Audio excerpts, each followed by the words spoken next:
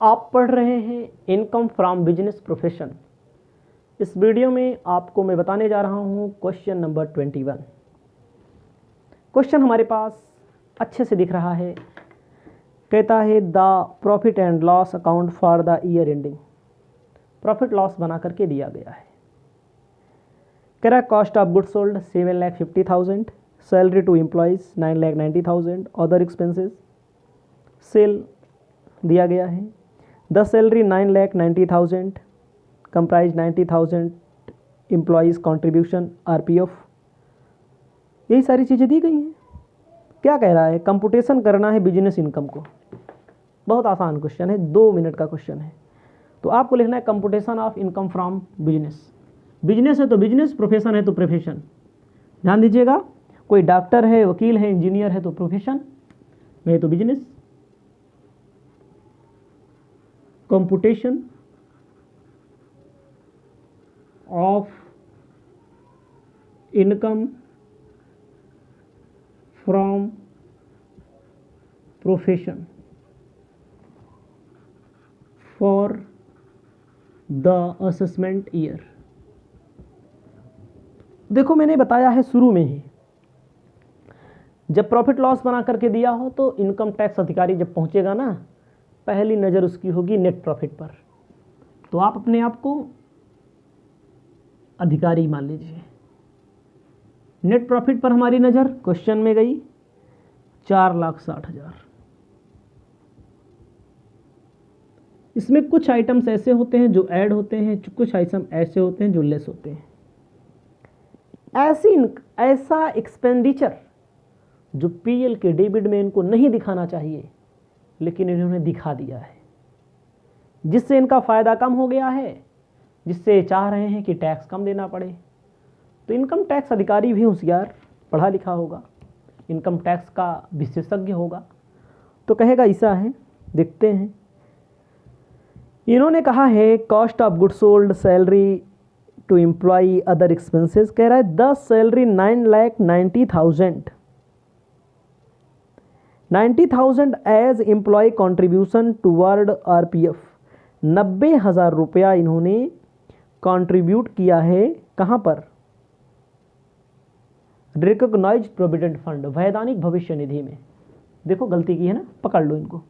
Employees contribution, इन्होंने अपने employ को सैलरी में जोड़ दिया इन्होंने। कॉन्ट्रीब्यूशन RPF 90,000 रुपया फालतू इन्होंने किया है, तो डिसअलाउड एक्सपेंडिचर है। पहले सरकार का टैक्स दे दो, उसके बाद जमा करो इनके खाते में। कह रहे हैं 60,000 रुपया क्या है? Credit in the employee provident fund due date. मतलब 90,000 दिखाया है, लेकिन 60,000 रुपया क्रेडिट हुआ है एम्प्लॉय के अकाउंट में।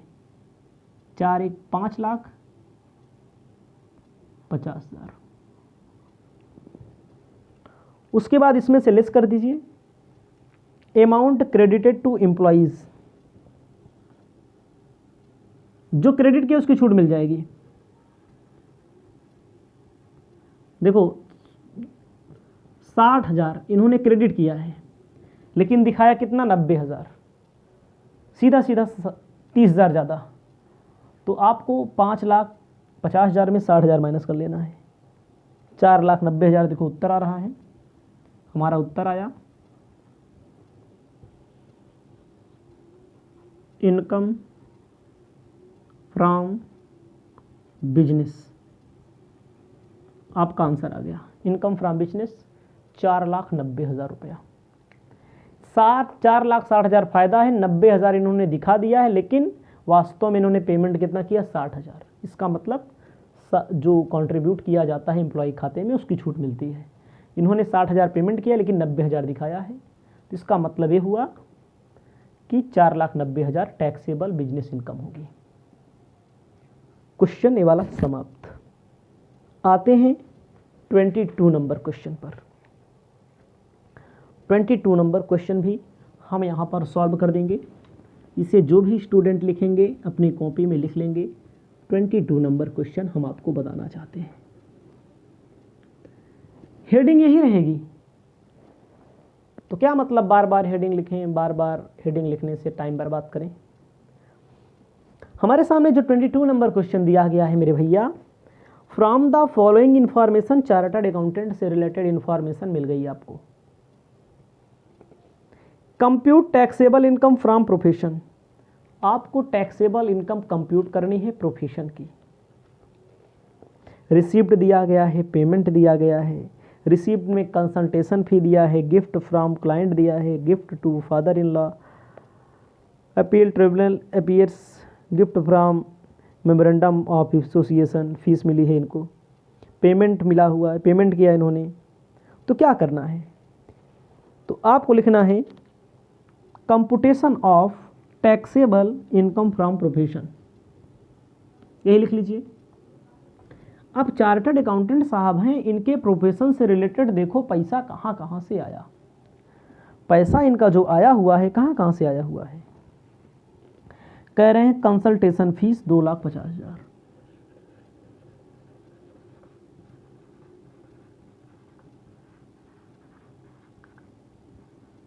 $2,50,000 आया है। कंसल्टेशन मतलब होता है सलाह देने से आया हुआ है। गिफ्ट फ्रॉम क्लाइंट, इनके पास जो इनके ग्राहक हैं, क्लाइंट जो हैं, गिफ्ट फ्रॉम क्लाइंट, क्लाइंट से जो गिफ्ट मिला है इनको 20,000 का मिला हुआ है। Gift from father in law इन्होंने दिया, इनके फादर इन लॉ, इनके ससुर जी ने दिया है। तो रिश्तेदारी का मामला, दोस्ती का मामला से गिफ्ट मिलती है तो प्रोफेशन की इनकम या बिजनेस की इनकम नहीं मानी जाती। ध्यान देना है, ऊपर वाले पीछे वाले क्वेश्चन में यहाँ पर प्रोफेशन ना लिखना है आपको, वहाँ पर बिजनेस लिखना है। हमने नहीं लिखा था, मिस्टेक हो गई थी, ठीक है, कोई दिक्कत नहीं उससे। अपीलेंट, अपील किया था इन्होंने, जिससे कहीं इनकम टैक्स में अपील करो कुछ पैसा वापस मिल जाता है ना, कहीं पर कोई ज़्यादा टैक्स उस गया रहता है। लिखा जाएगा अपीलेट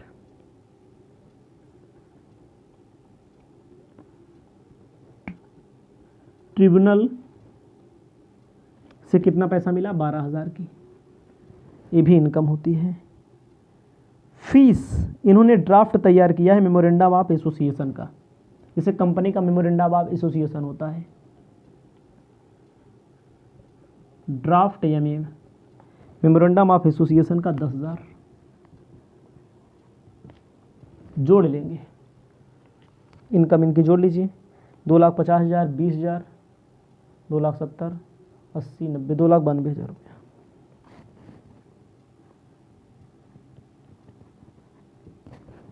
उसके बाद हम आपको बताना चाहते हैं खर्च किया इन्होंने।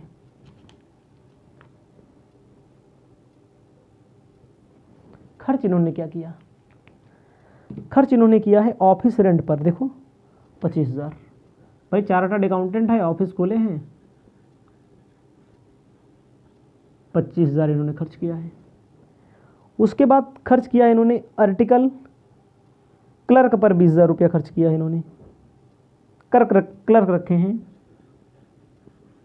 20,000, उसको सैलरी देते हैं, उसकी भी छूट मिलेगी इनको। उसके बाद प्रोफेशनल बुक इन्होंने खरीदा है, बुक पर 40%, नॉट एनुअल पब्लिश 40%, बुक खरीदा है, नॉट एनुअल है, तो इन्होंने कहा है 18,000 का 40% डिप्रिसिएशन लगा दो, 18 चौक 7200। जैसे किताब खरीदे हैं, किताब संपत्ति होती है, संपत्ति पर 40% डिप्रिसिएशन लगाता है। नॉन एनुअल है तो 100% होता है शायद। चैरिटेबल डोनेशन इन्होंने दिया है, डोनेशन की छूट नहीं मिलेगी, इन्होंने डोनेशन दिया है, पहले सरकार को दे दो। प्रोफेशनल टैक्स, इनकम टैक्स होता तो छूट ना मिलती, प्रोफेशनल टैक्स है, छूट मिलेगी 2,000 की। जोड़ लो, 25, 20, 45, 45, 20, 47, 47, 7, 47, 54,200 माइनस कर लो, आ जाएगा 2,37,800।